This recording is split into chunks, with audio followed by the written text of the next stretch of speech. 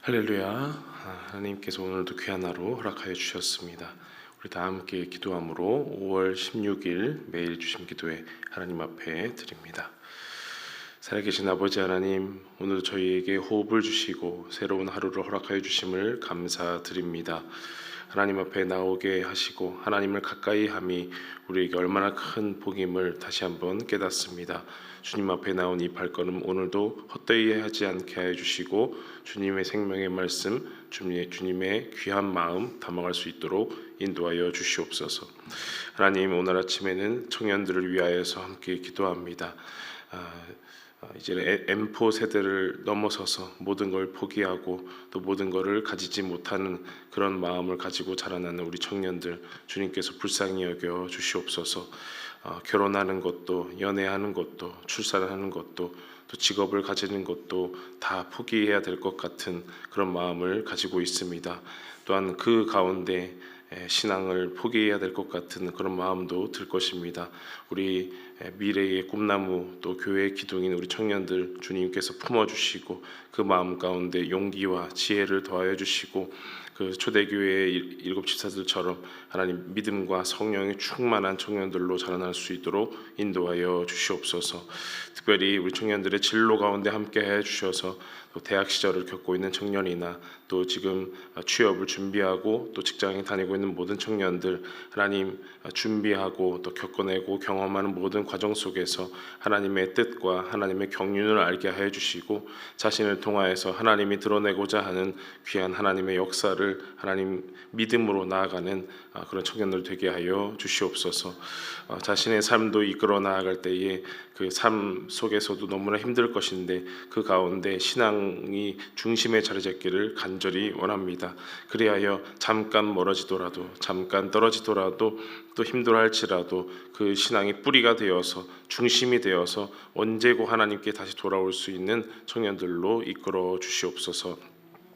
하나님, 이 청년들을 위하여서 또 교회가 힘써 돕고 기도하며 이 청년들을 길러낼 수 있는 우리 교회가 되기를 간절히 원합니다. 청년 1부, 2부에게 하나님 힘을 실어 주시고 또 4부 예배 함께 예배하는 모든 청년들, 또 아직 모임 가운데 나오지 못하는 청년들도 있사온데 주님 불쌍히 여겨 주셔서 함께 모이며 함께 교제하고 떡을 떼며 하나님을 찬미하고 하나님의 이름으로 모일 수 있는 귀한 청년들로 이끌어 주시옵소서. 우리가 청년들을 도구로 이용하지 않고 또 교회의 어떤 필요를 위해서 쓰는 것이 아니라 진정 귀한 새싹들로, 귀한 기둥으로 세워질 수 있도록 우리의 마음도 다잡아 주시옵소서. 하나님, 이 시간 말씀 가운데로 나아갑니다. 생명의 말씀, 복음의 말씀 가운데로 나아간 우리에게 그런 마음의 무장을 하게 하여 주시고 사도행전의 말씀을 읽어 나아갈 때에 진정 우리를 통하여서 주님이 일하여 주시고 우리를 통하여서 행전이 써갈 수 있도록 인도하여 주시옵소서. 주님께 모든 소망을 두었고 예수님의 이름으로 기도하옵나이다. 아멘. 하나님 말씀은 사도행전 7장 54절에서 8장 8절까지의 말씀입니다. 사도행전 7장 54절에서 8장 8절까지의 말씀, 저와 여러분이 교독하고요. 마지막 8절은 같이 읽겠습니다.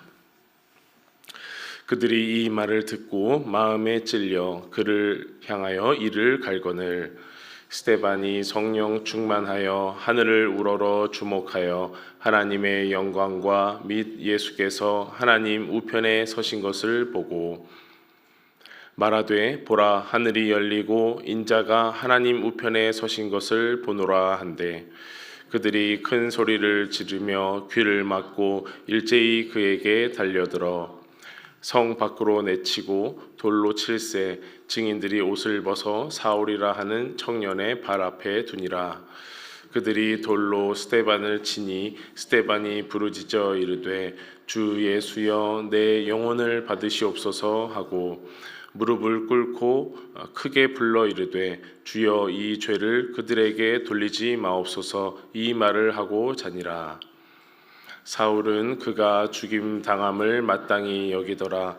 그날에 예루살렘에 있는 교회에 큰 박해가 있어 사도 외에는 다 유대와 사마리아 모든 땅으로 흩어지니라. 경건한 사람들이 스데반을 장사하고 위하여 크게 울더라. 사울이 교회를 잔멸할새 각 집에 들어가 남녀를 끌어다가 옥에 넘기니라.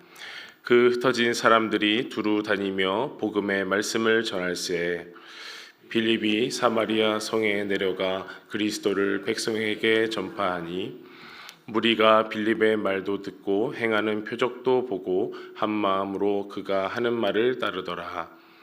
많은 사람에게 붙었던 더러운 귀신들이 크게 소리를 지르며 나가고 또 많은 중풍병자와 못 걷는 사람이 나으니 다 함께 그 성에 큰 기쁨이 있더라. 아멘. 네, 오늘은 스데반의 이제 최후를 보겠습니다. 우리 월화수 3일 동안에는 스데반이 들려주는 이스라엘 이야기를 보았습니다. 구약의 이야기를 전체 개관하면서 아브라함과 또 모세와 또 다윗과 솔로몬 시대의 그 이야기를 들으면서 우리가 그것이 곧 이제 예수님 그리고 지금 이 말을 하고 있는 스데반에 이르기까지 또 그 말을 듣고 있는 우리에게까지 계속해서 오버랩되고 이렇게 비교하고 대조할 수 있는 그런 내용으로 함께 우리가 살펴보았습니다. 오늘 본문의 말씀을 이제 세 가지 이야기로 또 나눌 수가 있는데요. 표를 보면요, 작은 소제목을 제가 임의로 붙였습니다. 흩어지나 하나가 되는 이야기 이렇게 볼 수가 있어요.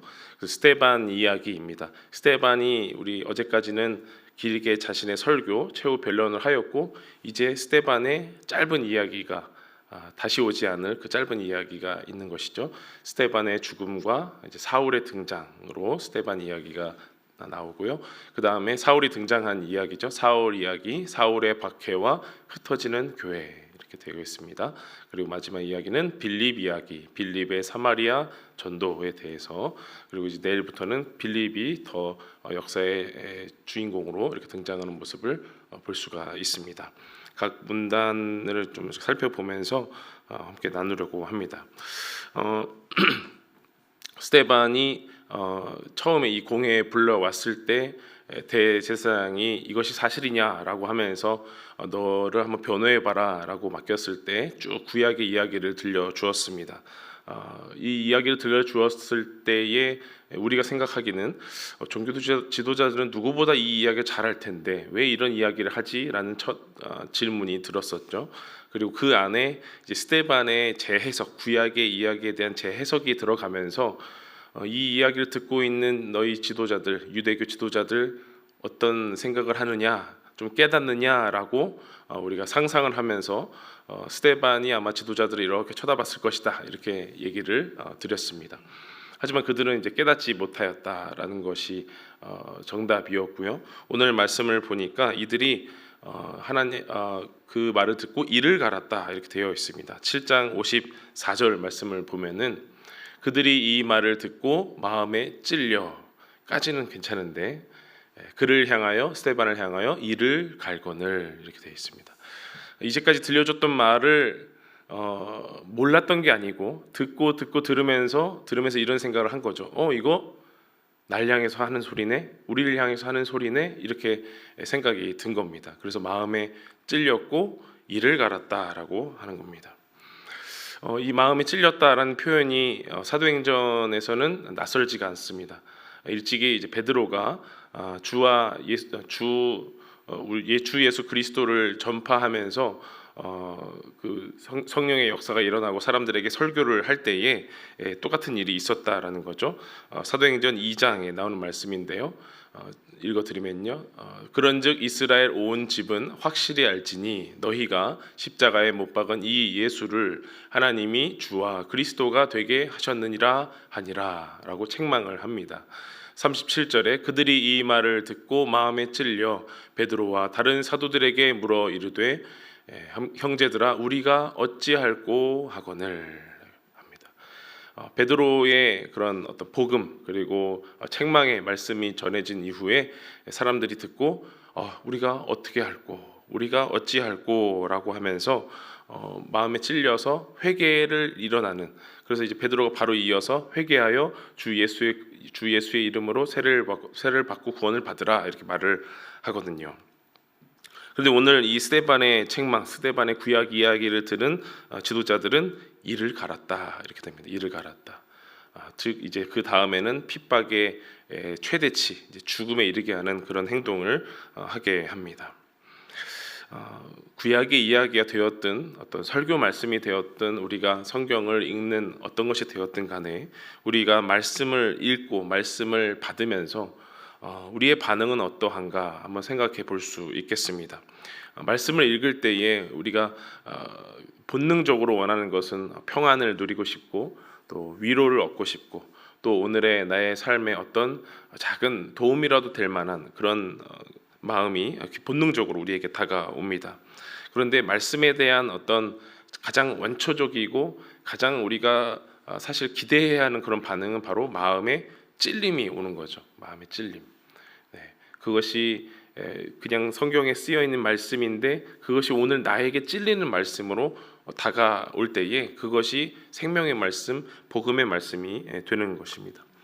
그런데 찔림으로 인해서, 그러니까 내가 말씀을 받았을 때에 찔려서 내가 이런 것을 오늘 느꼈네라고 자기 자신에게만 머문다면 그 나의 어떤 신앙심, 종교심이 자기 자신에게만 머문다면 그것은 성전이나 율법을 통해서 자기의 기득권을 이루고 내가 손으로 만든 것처럼 하나님의 은혜를 손으로 만든 것처럼 내리는 지도자들과 별반 다를 것이 없다라는 거죠.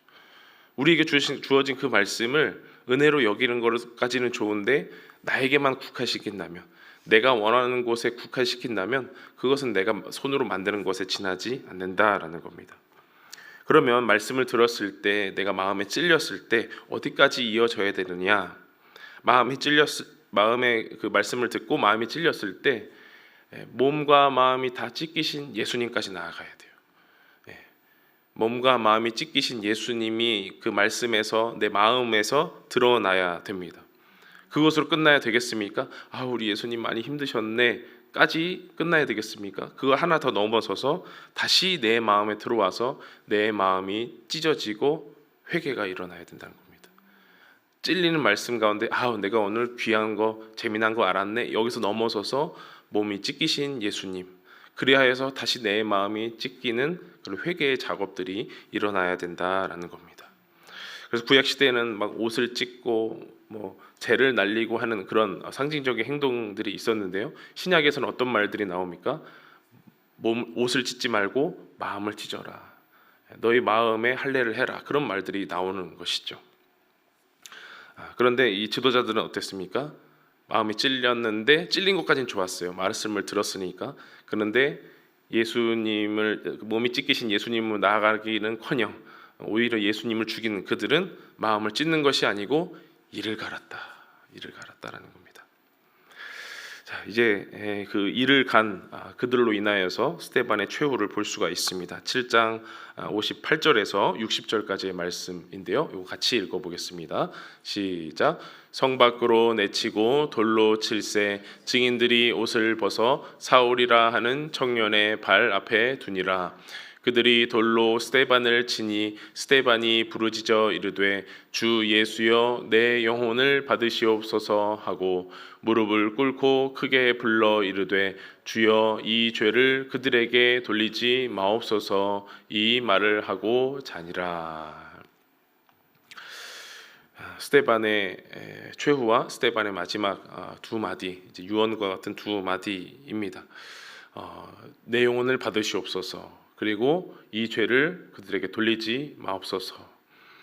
마치 우리 예수님이 십자가에서 돌아가시면서 남겼던 가상칠언과 같은 그런 내용을 우리가 들을 수가 있습니다. 이제 그런 부당한 피해자로서 이 스데반이 만약에 조금 낮춰서 우리와 같은, 더 낮춰서 저와 같은 마음을 품었다면 그렇게 돌로 맞고 정말 이제 죽을 것 같은 그런 상황 속에서 무슨 유언을, 무슨 마지막 기도를 남길까라고 생각을 해보면 하나님 저들입니다. 그렇죠? 하나님 저들이 나를 죽였습니다. 하나님 저들이 주님을 죽였고 이젠 저까지 죽였습니다. 주님이 복수해 주십시오. 주님이 심판해 주십시오라고 마지막 말을 남겨도 누가 뭐라 그럴 사람이 없습니다. 그런 마지막 말을 이 성경에 버젓이 남겨도 누가 뭐라 그럴 사람이 없다라는 거죠. 그런데 마지막 말은 뭐였습니까? 이 죄를 그들에게 돌리지 마옵소서. 왜냐하면은 마음에 이미 옛날부터 찔렸던 그 스데반은 몸이 찢기신 예수님, 그로 인하여서 내 마음을 찢고 내 마음과 귀에 마음에 할례를 받은 사람이거든요. 이제는 심판은 하나님께, 내 뒤는 하나님께, 그리하여서 이런 찔리는 말도 남기고 그 최후까지도 하나님께 다 맡길 수가 있었다라는 겁니다. 스데반이 마지막으로 말했던 그 의인을 잡아준 자, 살인한 자가 이제 등장을 합니다. 7장 58절에 이 성경에 처음 등장하는 사울이라는 사람입니다. 우리가 잘 알고 있지만 나중에 바울이라고 하는 그 사울인 것이죠. 이 장면은 나중에 훗날 천부장 앞에서 바울이 자신을 변호하고 고백할 때에 이 장면을 간단하게 말을 하는데요. 사도행전 22장 19절에서 20절 아주 뒤에 있는 말씀인데요. 잠깐 보면요. 내가 말하기를 주님, 내가 주를 믿는 사람들을 가두고 또 각 회당에서 때리고 또 주의 증인 스데반이 피를 흘릴 때에 내가 곁에 서서 찬성하고 그 죽이는 사람들의 옷을 지킨 줄 그들도 아나이다. 이렇게 주님께 기도했다라는 것이죠. 그냥 그 곁에서 옷만 맡아준 그런 정도의 사람이 아니고 예수 믿는 사람들을 잡아다 끌어다가 때리고 또 다른 본문에는 죽이고 옥에 가두고 그리고 스데반까지 죽이는 거에 적극 찬성하고 도왔던 사람이 바로 사울, 나중에 바울이라고 하는 사람이었습니다.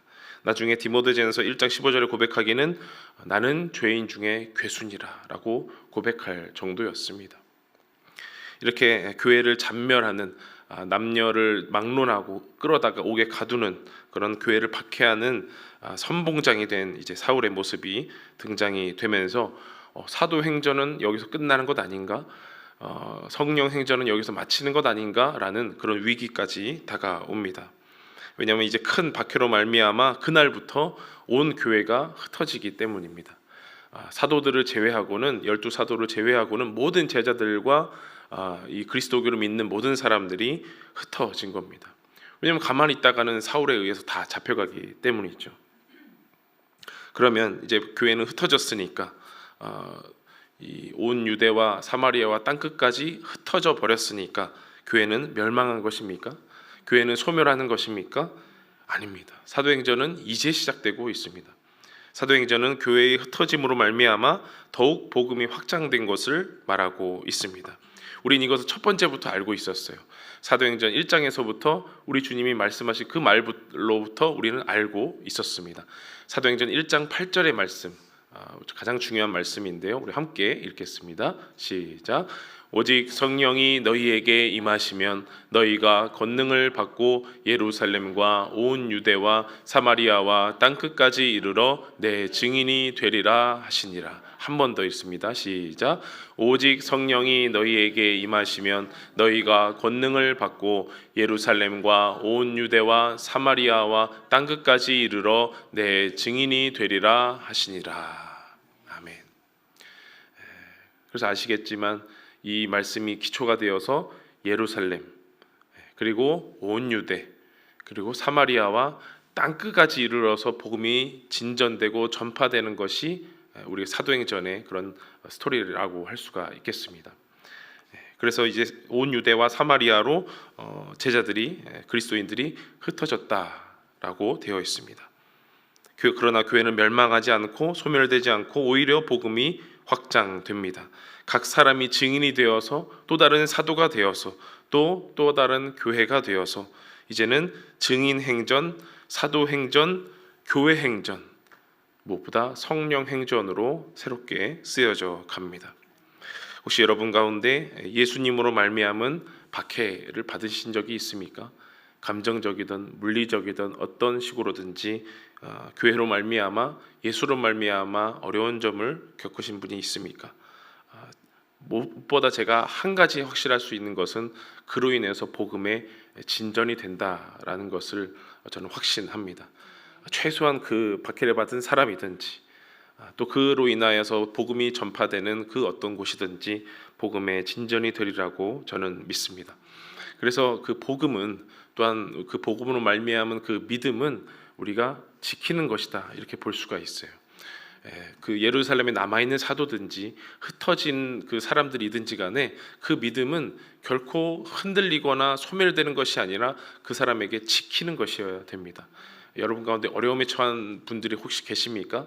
지금 또 믿음이 흔들리는 분이 계십니까? 박해 가운데 있는 분이 계십니까? 믿음을 지켜나가십시오. 물론 하나님께서 그 믿음을 주실 것입니다. 성령께서 여러분 안에 내주하셔서 그 믿음을 보호해 주실 것이지만 우리가 머릿속으로 또 믿음으로 그렇게 알아야 됩니다. 믿음은 지키는 것이다. 남이 거저주는 것이 아니고 내가 지켜나가야 된다. 힘써 지켜나가야 된다라는 것입니다. 왜 지키는 것을 제가 강조했냐면 이제부터 흩어진 사람들이 복음을 전파하기 때문입니다. 8장 5절 6절 이제 마지막으로 읽어보겠습니다. 이걸 같이 읽을게요. 시작.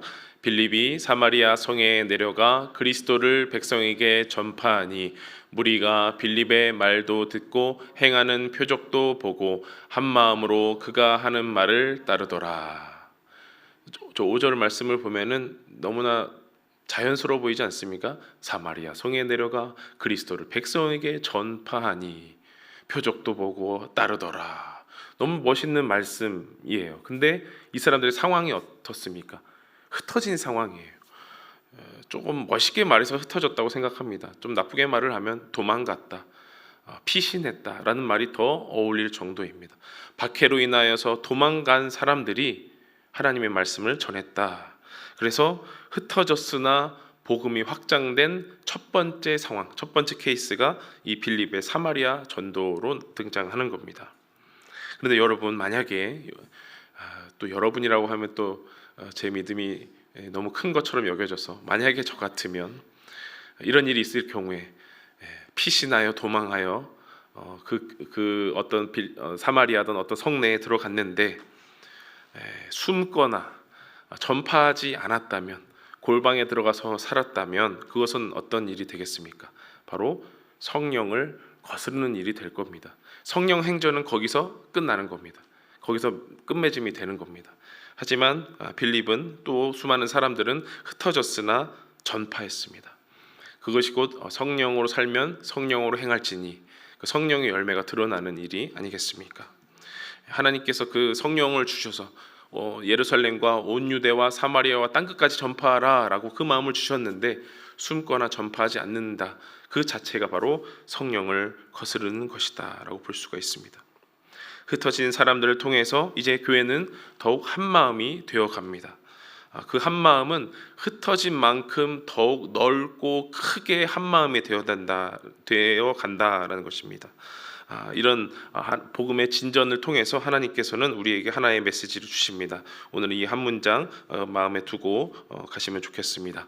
하나님은 자기 백성을 복음으로 하나 되게 하신다라는 겁니다.